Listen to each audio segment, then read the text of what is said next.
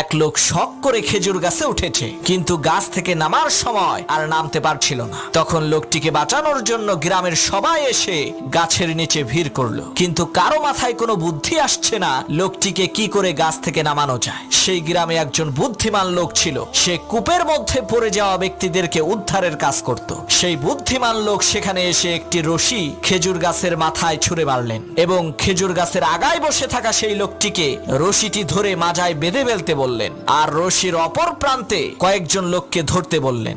বুদ্ধিমান লোকটির কথা মতো তারা রশিটিকে ধরলেন। হঠাৎ করে সেই বুদ্ধিমান লোক বলল, এখন টান মারো। লোকেরা রশি ধরে টান দিল, সাথে সাথে সেই খেজুর গাছে থাকা লোকটি মাটিতে পড়ে মারা গেল। তখন গ্রামের লোকেরা বলল, আপনি এটা কেমন কাজ করলেন, লোকটা মরে গেল। তখন সেই বুদ্ধিমান লোক বলল, ভাই এটা লোকটার কিসমতের দোষ, আমার কোনো দোষ নাই। এই একই টেকনিক খাটাইয়া অনেক মানুষকে আমি কুয়া থেকে বের করেছি।